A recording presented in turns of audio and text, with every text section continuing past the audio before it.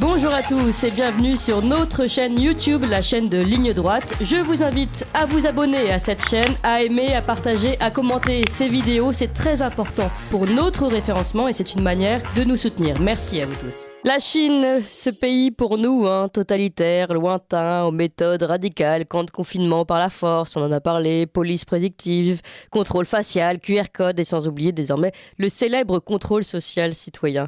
Ce pays que nous encore, citoyens occidentaux, regardons de loin, peut-être avec un œil un peu condescendant, comme la version antidémocratique d'une société communiste sûrement un peu confuse par la pensée confucéenne. Ce pays qui s'est rappelé à nous une première fois lors du confinement, nous comprenions soudain que la Chine était notre usine globale. Nous dépendions littéralement de la Chine pour quasiment tous les produits assemblés, les masques, les médicaments, en passant par les vêtements et l'ensemble des technologies. Noël, quand la plateforme mondiale ne fonctionne plus, ne serait plus Noël. Et depuis, d'ailleurs, les grands discours d'Emmanuel Macron n'y ont pourtant rien changé. Nous n'avons pas relocalisé nos usines. Mais plus pernicieuse encore, c'est l'influence que joue la Chine sur nos politiques. Rappelez-vous Olivier Véran au début de la crise Covid. Épidémie partie de Wuhan, je rappelle, dans une opacité chinoise totale. Mais cela n'a pas empêché Olivier Véran d'être très admiratif du modèle chinois.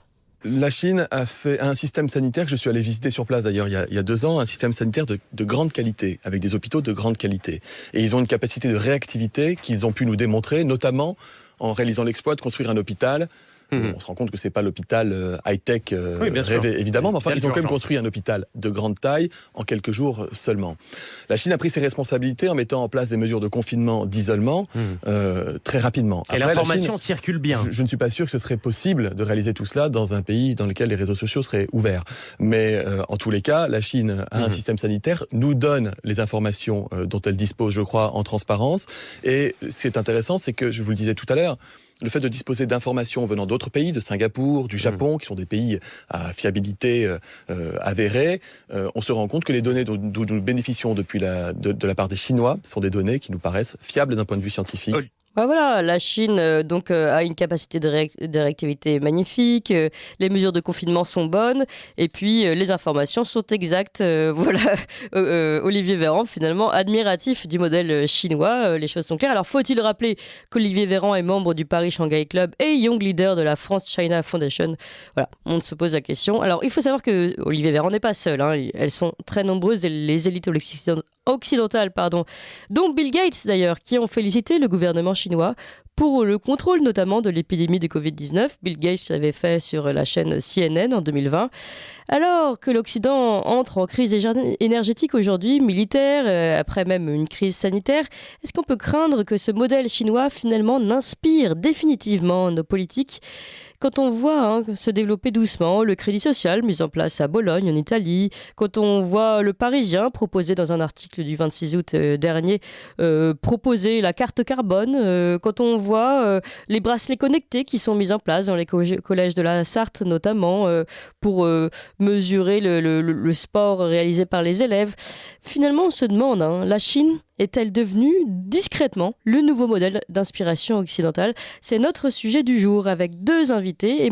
Emmanuel Licot, bonjour. Emmanuel Linco, merci, bonjour.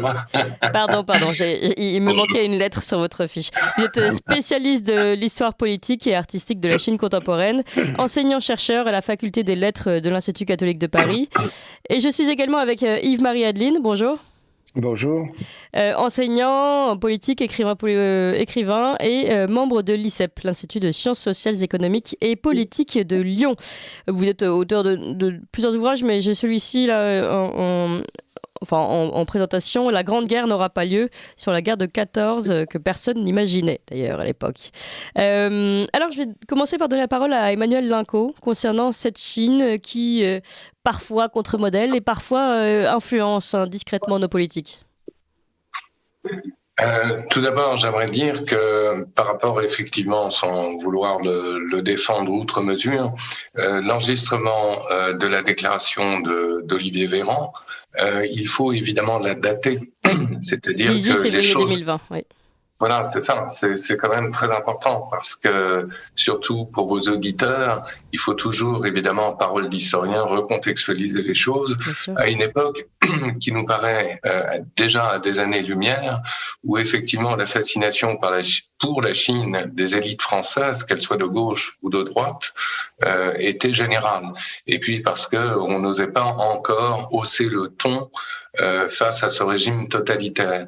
Les choses ont considérablement changé depuis, y compris durant la pandémie, puisque Emmanuel Macron n'a pas hésité auprès du Financial Times de dire sa surprise concernant donc cette pandémie et ses origines, en rappelant à peu près ceci, qu'on ne savait pas tout justement sur les origines de cette pandémie, incriminant par là même implicitement le régime chinois. Donc je pense évidemment que toutes les élites françaises, qu'elles soient de droite ou de gauche, ont pris depuis lors de la distance assez considérablement.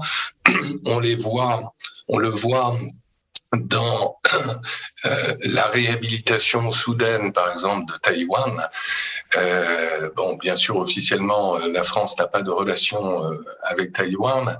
Néanmoins, il y a encore 2 ans, Taïwan n'apparaissait pas sur les écrans radars français. Les choses ont considérablement changé de ce point de vue-là aussi, puisqu'un 2e bureau de représentation de Taïwan a été ouvert à Aix-en-Provence, pour ne citer qu'un exemple. On vante aussi le modèle de gouvernance et la gestion, et avec raison, de la démocratie taïwanaise, comparant en cela l'hyper-autoritarisme du régime chinois en la matière. Donc vous voyez, il y a quand même 2 poids, 2 mesures. Tout le monde s'accorde pour le dire que la période de la Covid-19 a été une période d'extraordinaire accélération de tendances qui étaient déjà observables, qui étaient déjà à l'œuvre avant la pandémie. Donc, volonté louable, certes, mais difficile à mettre en œuvre, c'est évident, de découpler l'économie, c'est-à-dire donc de rapatrier des secteurs vitaux de notre économie vers la Chine. Volonté aussi pour les démocraties de se rapprocher les unes des autres pour endiguer justement ce risque que représentent à la fois Moscou et Pékin.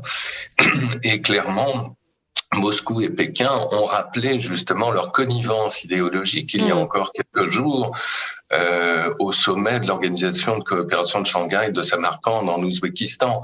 Donc il y a clairement un retour à une forme de guerre froide avec la création d'une sorte de glacis eurasien qui aurait une sorte d'axe, si vous voulez, Ankara, Téhéran, Moscou, Pékin, et de l'autre des nations qui commencent à se réveiller véritablement parce qu'il y a des enjeux par ailleurs tout à fait considérables, des enjeux évidemment économiques, mais aussi des enjeux qu'on a souvent balayés du revers de la main jusqu'à la pandémie précisément et qui s'avèrent cruciaux parce que ce sont des enjeux existentiels, démocratie contre autoritarisme, et c'est ça en définitive qu'on a redécouvert. Alors par ailleurs, et j'abonde évidemment dans votre sens, il ne faut pas se faire d'illusions, cette fascination parfois malsaine, cette complaisance des élites françaises a commencé il y a très longtemps. Je dirais même que c'est un tropisme français dans l'histoire occidentale. Il y a sans doute une forme d'exception française à l'égard de la Chine qui commence avec l'épopée jésuite, etc. Vraiment une fascination, une sinophilie pour la Chine qu'on retrouve certes dans d'autres pays européens, mais qui sans doute a pris beaucoup plus de relief pour des raisons diverses en France même, sur la longue durée, pour parler comme un Fernand Braudel. Et c'est une fascination qui a gagné, là encore, toute la classe politique française. Bon, je pense que de ce point de vue-là aussi, les gens commencent à être prudents. On a eu beaucoup de synobéas dans la classe politique française. Je ne citerai pas de nom, mais... Il y en a certains qui sont bien connus, malgré tout. On est bien Monsieur d'accord. Raffarin, oui. Voilà, pour le nommer, c'est vous qui le nommez et avec raison.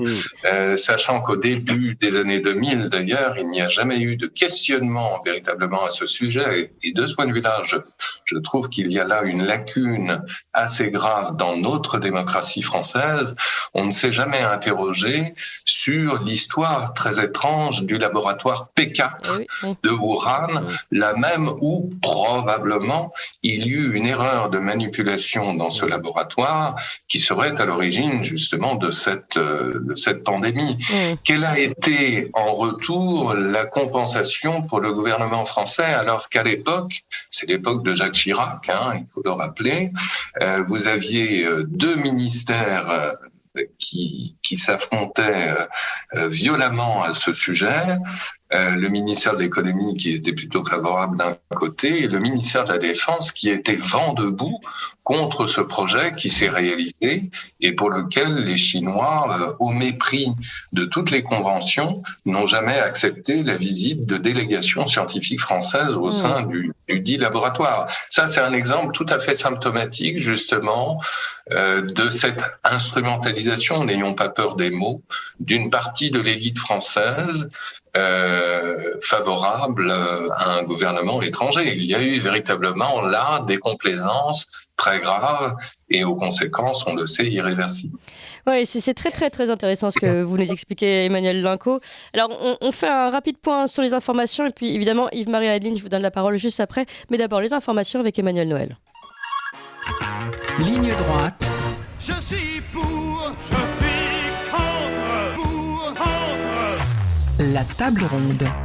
Et nous retrouvons nos deux invités, Emmanuel Linco, spécialiste de l'histoire politique et artistique de la Chine contemporaine, enseignant-chercheur à la faculté des lettres de l'Institut catholique de Paris, et Yves-Marie Adeline, enseignant en politique écrivain, membre de l'ICEP, Institut de sciences sociales, économiques et politiques à Lyon. Alors Yves-Marie Adeline, vous souhaitez peut-être réagir tout d'abord à la présentation générale de cette Chine, modèle, contre-modèle, influence peut-être de certains politiques ou plus du tout aujourd'hui, qu'en pensez-vous ?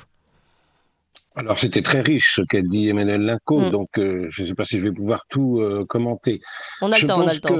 Je pense que il s'est produit un rapprochement, effectivement, pour des gens de notre génération tout à fait inattendu, imprévisible, entre une puissance communiste qui a vu s'effondrer l'Union soviétique, non pas par une victoire idéologique des pays occidentaux, mais elle s'est effondrée sur elle-même par ses propres aberrations économiques.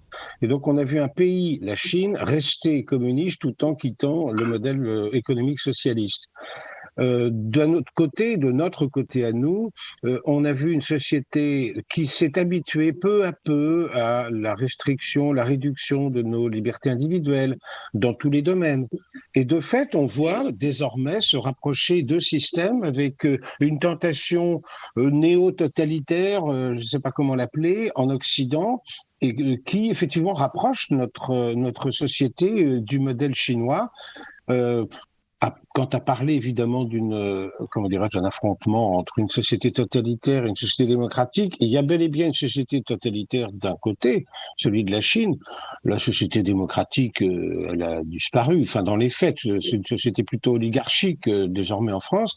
Quant à la politique que nous avons, le sentiment que nous avons vis-à-vis de la Chine, il est tout à fait naturel que la France, qui est un grand pays historique, ait de l'admiration pour une très grande civilisation, elle aussi historique. Alors après, la politique, c'est encore autre chose.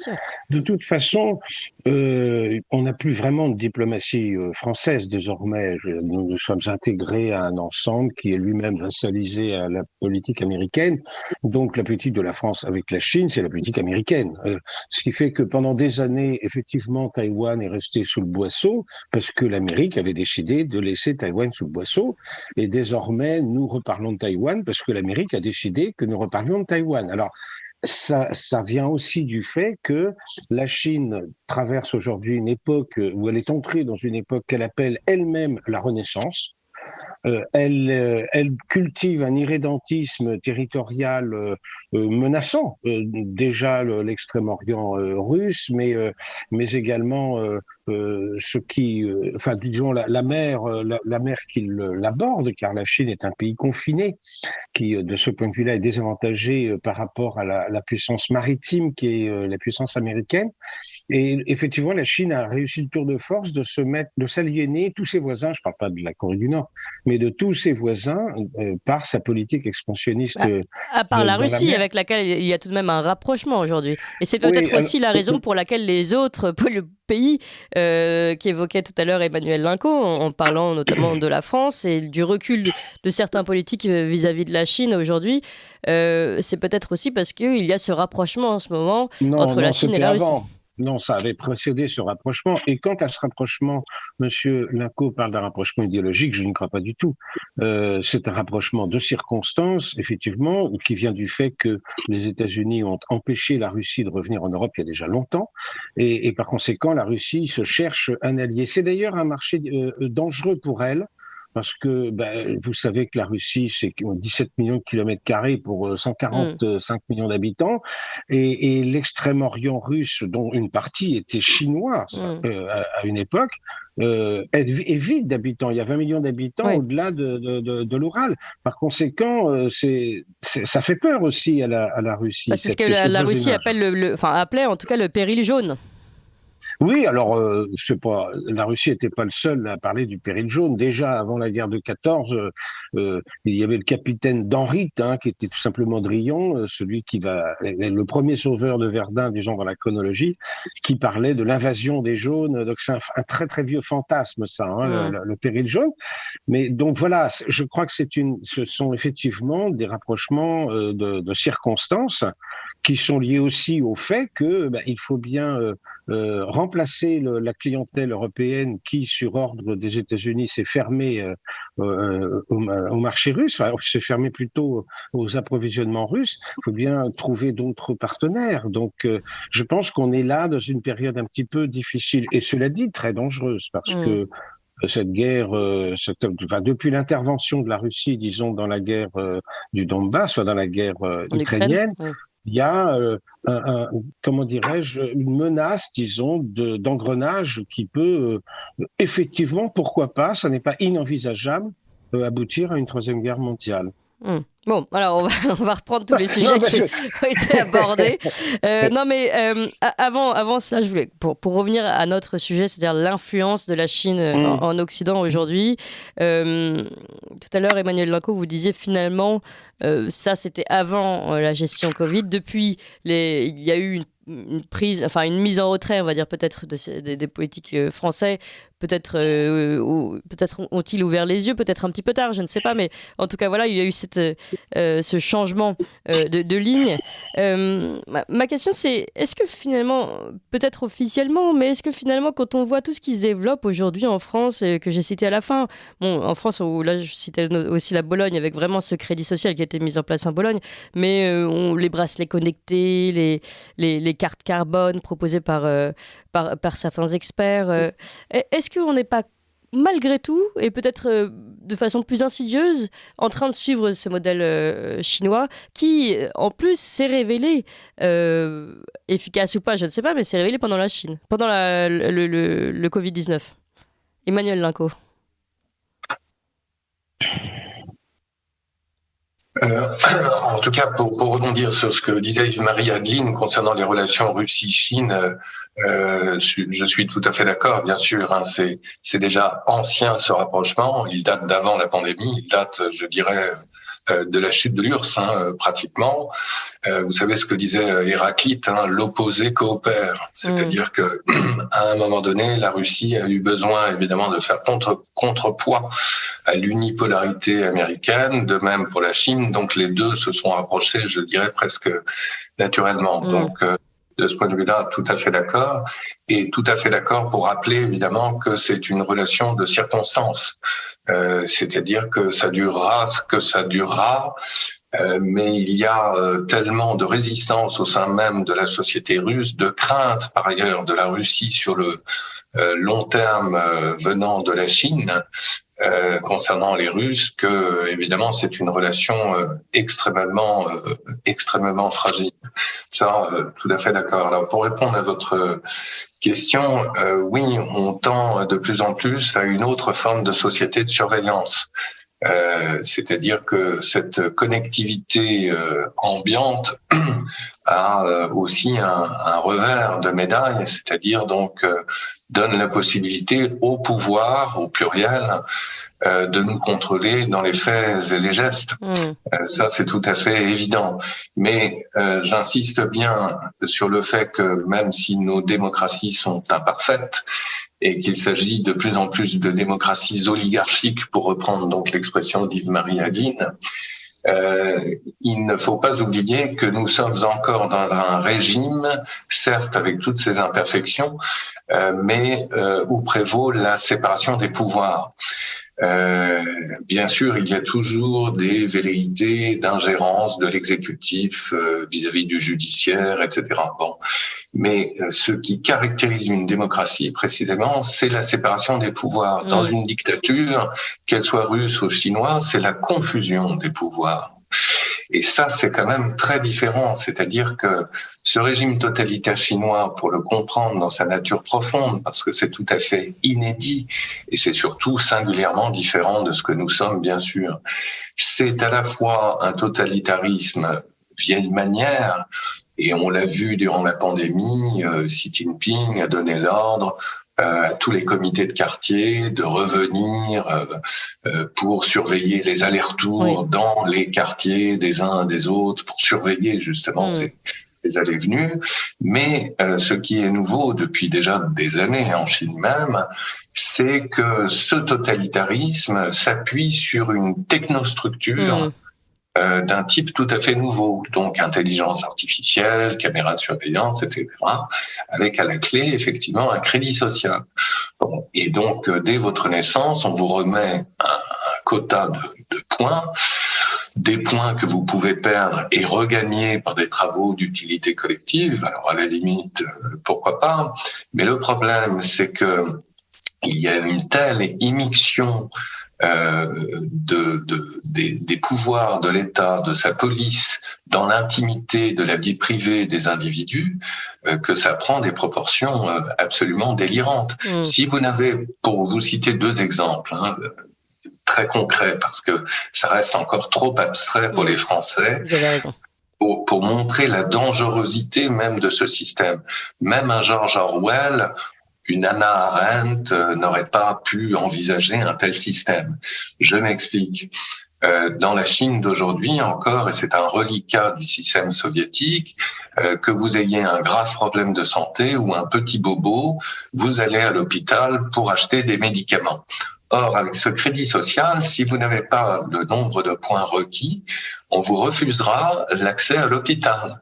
Ça veut dire que raisonnablement, dans la Chine de Xi Jinping, vous pouvez mourir d'une angine. Deuxième exemple, évidemment, qui nous renvoie à la nature profonde de ce régime totalitaire.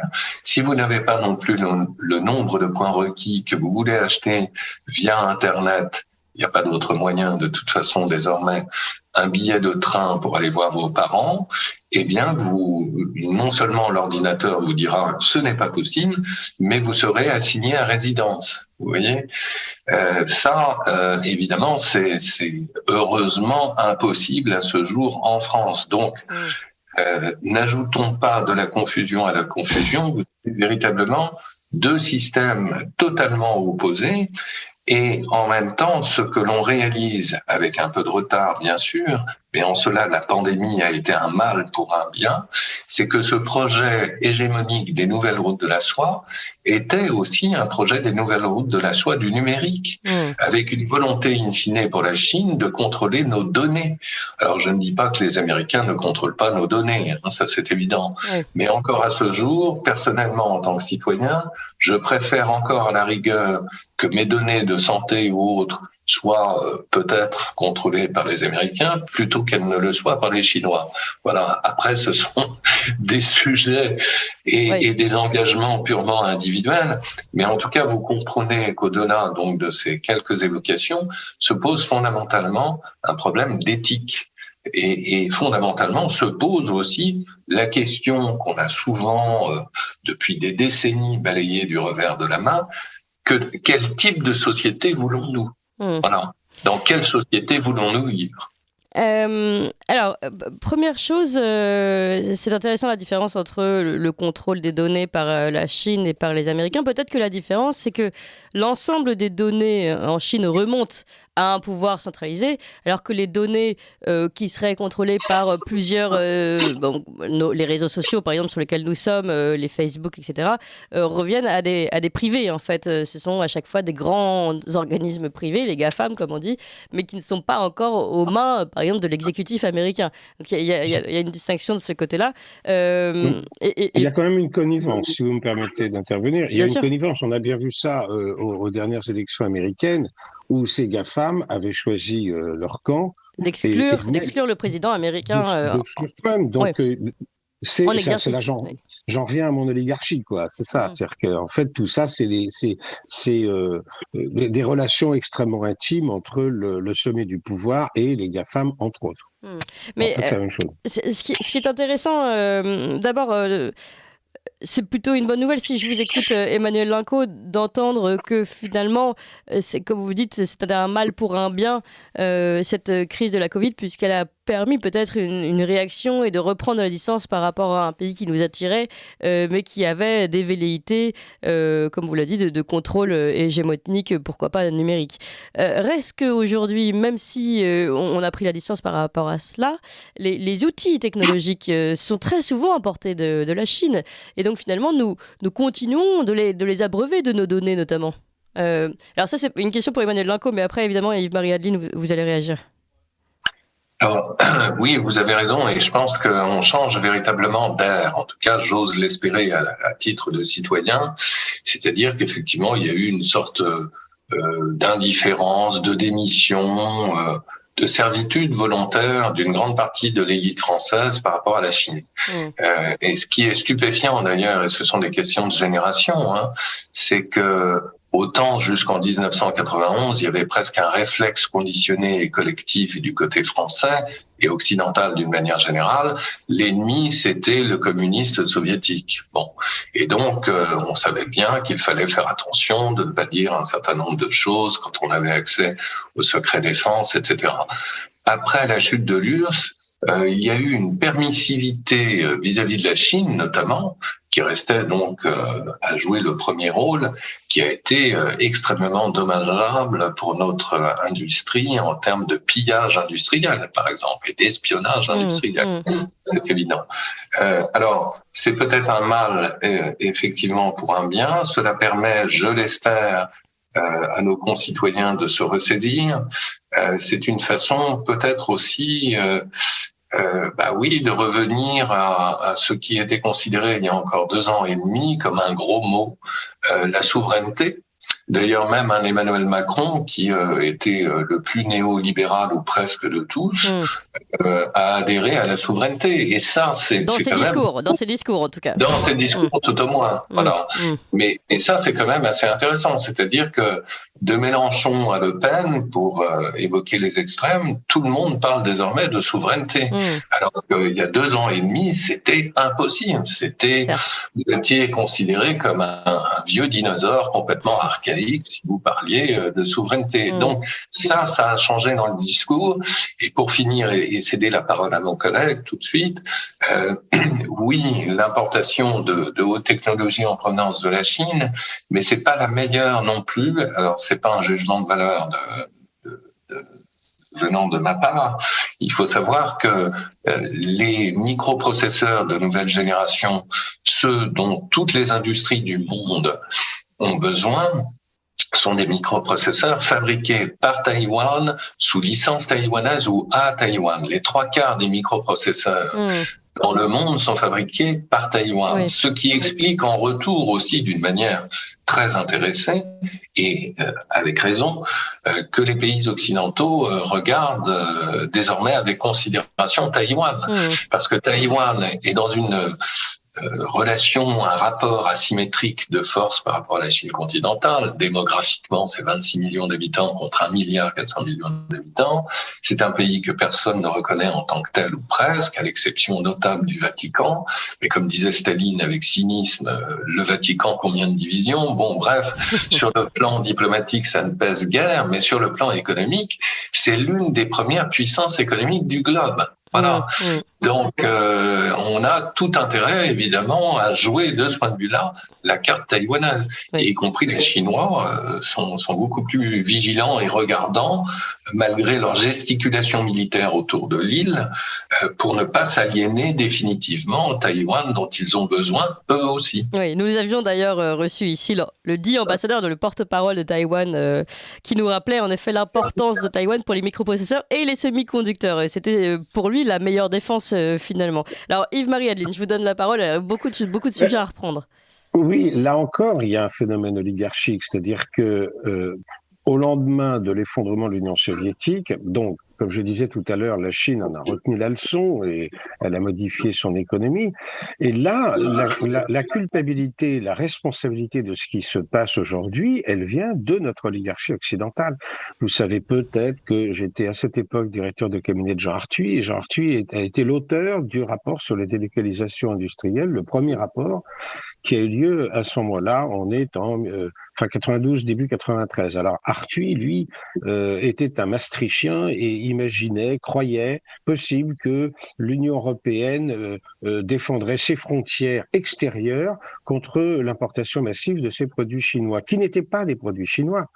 Une très grande partie de ces produits, une grande majorité de ces produits étaient les nôtres, mais fabriqués dans une population au début semi-esclave et puis ensuite d'ouvriers sous-payés qui effectivement se déversaient sur notre territoire. Donc tout ça, ça faisait l'affaire évidemment, si j'ose dire, des plus riches. De sorte que on s'est retrouvé à acheter des produits déflationnistes, tandis que les nôtres, quand je dis les nôtres, je parle de ceux qui intéressent en premier chef les gilets jaunes, qui sont dans le rouge au 15 du mois, c'est-à-dire la salade, qui coûtait 1 franc et qui a coûté 1 euro au passage à l'euro, donc qui a été multiplié par 6,5, la douzaine d'œufs, etc., enfin les produits de première nécessité étaient inflationnistes, mais cette inflation était déguisée par les produits déflationnistes que nous importions. Et donc, on faisait des moyennes qui étaient des moyennes complètement trompeuses en disant « tout va très bien, Madame la Marquise ».